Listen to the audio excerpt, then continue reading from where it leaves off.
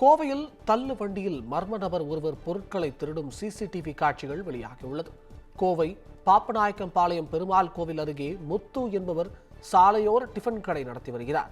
இவர் இரவு வியாபாரத்தை முடித்துவிட்டு வழக்கம் போல் கடையை தார்பாய் போட்டு மூடிவிட்டு சென்றுள்ளார். அதனைத் தொடர்ந்து அங்கு வந்த மர்ம நபர் ஒருவர் கடையில் தார்பாய்க்குள் கையை விட்டு உள்ளே இருந்த பொருட்களை திருடி சென்றுள்ளார். இச்சம்பவம் அருகில் இருந்த வீட்டில் பொருத்தப்பட்டிருந்த கண்காணிப்பு கேமராவில் பதிவாகியுள்ளது.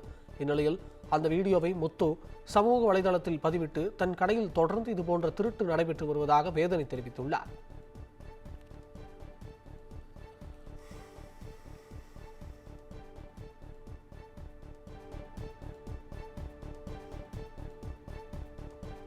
நீலகிரி மாவட்டம் கோத்தகிரி அருகே தேயிலை தோட்டத்தில் உலா வரும் கரடியை கூண்டு வைத்து பிடிக்க வேண்டும் என பொதுமக்கள் கோரிக்கை விடுத்துள்ளனர்.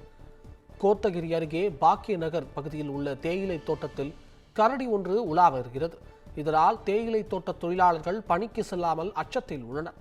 இதையடுத்து வனத்துறையினர் கரடியின் நடமாட்டத்தை கண்காணித்து கூண்டு வைத்து பிடித்து அடர்ந்த வனப்பகுதிக்குள் விட வேண்டும் என கோரிக்கை விடுத்துள்ளனர்.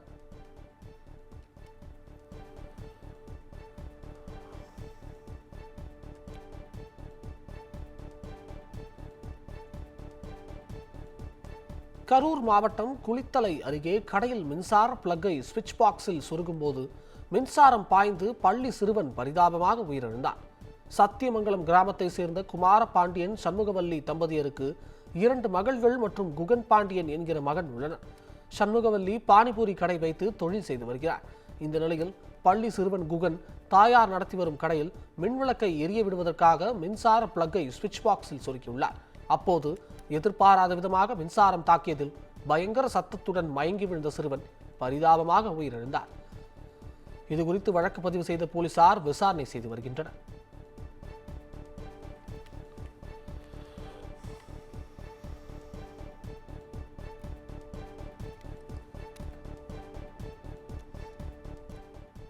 திருப்பூர் மாவட்டம் தாராபுரத்தில் அரசு வேலை வழங்காமல் புறக்கணிக்கப்படுவதாக கூறி செவிலியர் பயிற்சி பள்ளி மாணவிகள் 60க்கும் மேற்பட்டோர் கல்லூரி முன்பு ஆர்ப்பாட்டத்தில் ஈடுபட்டனர்.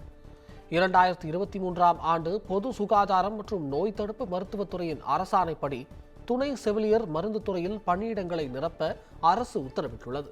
அதில் கிறிஸ்டியன் மெடிக்கல் அசோசியேஷன் ஆஃப் இந்தியாவின் பயிற்சி பள்ளியின் மாணவிகளுக்கு அங்கீகாரம் அளிப்பதற்கான அறிவிப்பு இல்லாததால் அரசு வேலை கிடைக்கவில்லை என கூறப்பட்டுள்ளது.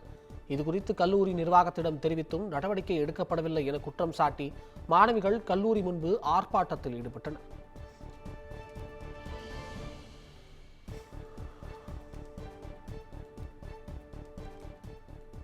கடும் பனிப்பொழிவு காரணமாக விளைச்சல் பாதிக்கப்பட்டதால் சத்தியமங்கலம் பூ மார்க்கெட்டில் மல்லிகை பூக்களின் விலை கடுமையாக உயர்ந்துள்ளது. ஈரோடு மாவட்டம் சத்தியமங்கலம் சுற்றுவட்டார பகுதிகளில் மல்லிகை, முல்லை, சம்பங்கி உள்ளிட்ட மலர்கள் அதிக அளவில் சாகுபடி செய்யப்படுகின்றன. இங்கு விளைவிக்கப்படும் பூக்கள் தமிழ்நாடு மட்டுமின்றி கர்நாடகா, கேரளா உள்ளிட்ட வெளிமாநிலங்களுக்கு விற்பனைக்காக அனுப்பி வைக்கப்படுகின்றன. இந்நிலையில் கடும் பனிப்பொழிவு காரணமாக மல்லிகை பூக்களின் விளைச்சல் கடுமையாக பாதிக்கப்பட்டுள்ளது. இதனால் ஏக்கர் ஒன்றுக்கு 1/2 கிலோ முதல் 1 கிலோ மட்டுமே விளைச்சல் கிடைப்பதாக விவசாயிகள் தெரிவித்தனர். இதன் காரணமாக சத்தியமங்கலம் பூ சந்தையில் மல்லிகை பூவின் விலை கடுமையாக உயர்ந்தது. 4300 ரூபாய்க்கு விற்பனையானது.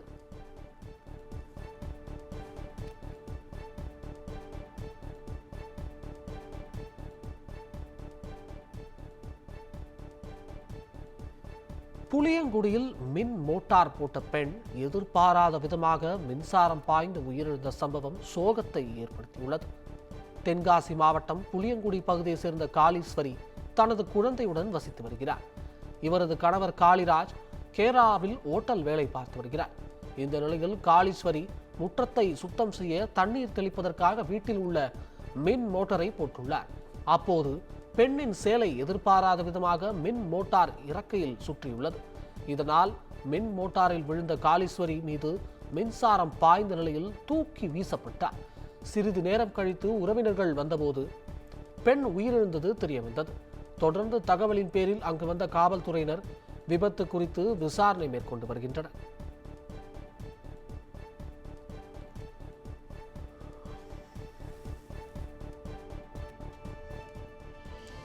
திருவள்ளூர் மாவட்டம் பூவிருந்தவல்லியில் மிதிவண்டியில் வந்த மர்ம நபர் விலை உயர்ந்த இருசக்கர வாகனத்தை திருடிச் சென்ற சம்பவம் அதிர்ச்சியை ஏற்படுத்தியுள்ளது.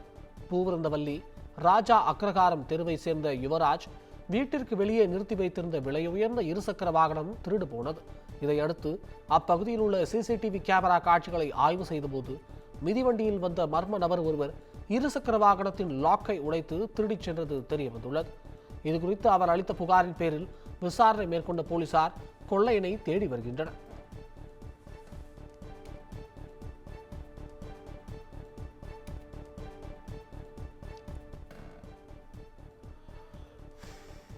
திருப்பூரில் பாஜக சார்பில் நடைபெற்ற பொங்கல் விழாவில் பெண்கள், சிறுவர்கள் கும்மியாட்டம் ஆடி மகிழ்ச்சியாக கொண்டாடினர். திருப்பூர் வடக்கு மாவட்ட பாஜக சார்பில் மக்கள் எழுச்சி பொதுக்கூட்டம் வெள்ளிக்கிழமை நடைபெறவுள்ளது.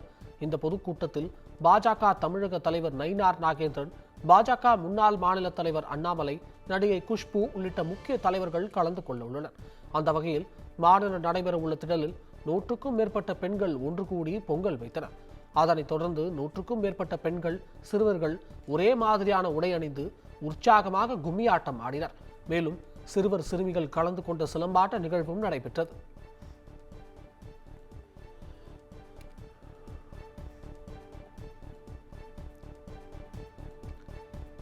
முருகன் கோயில் இடித்ததை கண்டித்து திண்டுக்கல் மாவட்டம் பழனி அருகே இந்து முன்னணி கட்சியினர் கண்டன ஆர்ப்பாட்டத்தில் ஈடுபட்டனர்.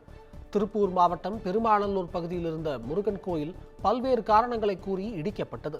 இதற்கு எதிர்ப்பு தெரிவித்து பழனி அருகே ஆயக்குடி மார்க்கெட் முன்பாக இந்து முன்னணி மாநில நிர்வாக குழு உறுப்பினர் ஜெகன் தலைமையில் ஆர்ப்பாட்டம் நடைபெற்றது. இந்த ஆர்ப்பாட்டத்தில் ஏராளமானோர் கலந்து கொண்டு திமுக அரசை கண்டித்து கோஷங்களை எழுப்பினர். தொடர்ந்து சம்பவ இடத்திற்கு வந்த போலீசார் அனுமதியின்றி ஆர்ப்பாட்டம் செய்ததாக ஆர்ப்பாட்டக்காரர்களை கைது செய்து வேனில் அழைத்துச் சென்றனர்.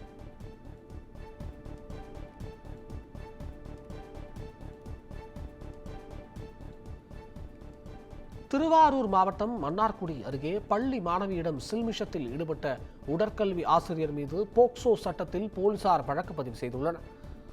சவளக்காரன் அரசு மேல்நிலைப் பள்ளியில் மன்னார்குடியை சேர்ந்த தற்காலிக உடற்பயிற்சி ஆசிரியராக முத்துக்குமார் என்பவர் பணியாற்றி வருகிறார். கால்பந்து விளையாட்டிற்காக மாணவிகளுக்கு பயிற்சி அளித்து வந்த அவர் 9 மற்றும் 11ஆம் வகுப்பு மாணவிகளிடம் இரட்டை அர்த்தத்தில் பேசியுள்ளார். இதுகுறித்து 9ஆம் வகுப்பு மாணவி கொடுத்த புகாரின் பேரில் மன்னார்குடி அனைத்து மகளிர் காவல் நிலைய போலீசார் பள்ளிக்கு சென்று ஆசிரியர் மற்றும் சக மாணவர்களிடம் விசாரணை மேற்கொண்டனர்.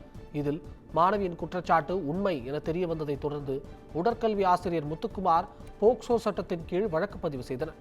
இதனை அறிந்து முத்துக்குமார் தப்பியோடியதை தொடர்ந்து போலீசார் அவரை தேடி வருகின்றனர்.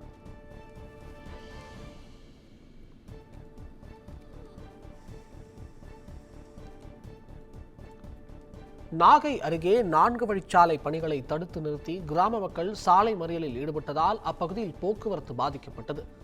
நாகப்பட்டினம் முதல் விழுப்புரம் வரை சுமார் 6000 கோடி ரூபாய் மதிப்பில் 4 வழிச்சாலை அமைக்கும் பணிகள் நடைபெற்று வருகின்றன. இந்த நிலையில் பனங்குடி பகுதியில் சுரங்க வழி பாதைகள் அமைக்கப்படாமல் பணிகள் நடைபெற்று வருவதாகவும் இதனால் சாலையை கடக்க சிரமமாக உள்ளதாகவும் கூறி கிராம மக்கள் கட்டுமான பணியை தடுத்து நிறுத்தி போராட்டத்தில் ஈடுபட்டனர். தொடர்ந்து அதிகாரிகள் யாரும் பேச்சுவார்த்தைக்கு வராததால் ஆத்திரமடைந்த பொதுமக்கள் நாகை கும்பகோணம் தேசிய நெடுஞ்சாலையில் சாலை மறியலில் ஈடுபட்டனர். சம்பவ இடத்திற்கு வந்த அதிகாரிகள் உரிய நடவடிக்கை எடுப்பதாக உறுதியளித்ததை தொடர்ந்து அவர்கள் கலைந்து சென்றனர்.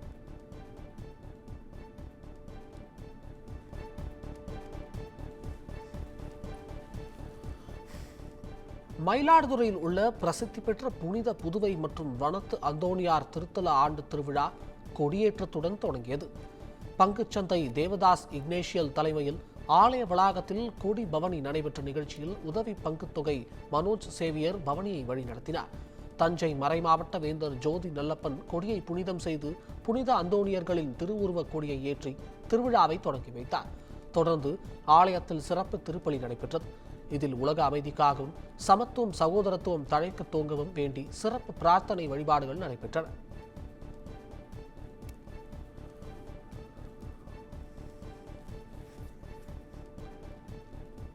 திருப்பரங்குன்றம் மலை உச்சியில் தீபத்தூணில் தீபம் ஏற்ற உயர்நீதிமன்ற மதுரை கிளை உத்தரவிட்டதை வரவேற்கும் விதமாக மயிலாடுதுறை மாவட்டம் மல்லியம் கிராமவாசிகள் வீடுகளின் முன்பு தீபமேற்றி கொண்டாடினர். திருப்பரங்குன்றம் மலை உச்சியில் தீபத்தூணில் தீபம் ஏற்றுவது தொடர்பாக நீதிபதி GR சுவாமிநாதன் அளித்த உத்தரவு செல்லும் என சென்னை உயர்நீதிமன்ற மதுரை அமர்வு செவ்வாய்க்கிழமை தீர்ப்பளித்தது. இதனை கொண்டாடும் விதமாக மல்லியம் கிராமத்தை சேர்ந்த மக்கள் மாலை தங்கள் வீடுகளின் முன்பு வண்ணக் கோலமிட்டு அதில் தீபமேற்றி தங்கள் மகிழ்ச்சியை வெளிப்படுத்தினர். இதில் பாஜக நிர்வாகிகள் பலர் கலந்து கொண்டு உயர்நீதிமன்றம் பிறப்பித்த உத்தரவை வரவேற்று கோஷங்களை எழுப்பினர்.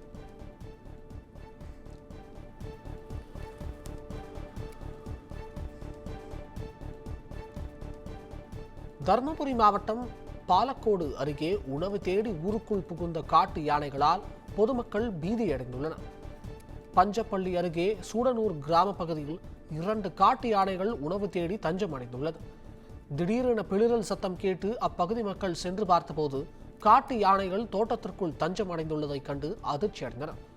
இதுகுறித்து தகவல் அறிந்து சம்பவ இடத்திற்கு வந்த வனத்துறையினர் யானைகளை வனப்பகுதிக்குள் விரட்டினர். தொடர்ந்து இப்பகுதியில் யானைகளின் அட்டகாசம் அதிகமாக காணப்படுவதால் காடுகளை சுற்றி தடுப்பு வேலி அமைக்க வேண்டும் என பொதுமக்கள் கோரிக்கை விடுத்தனர்.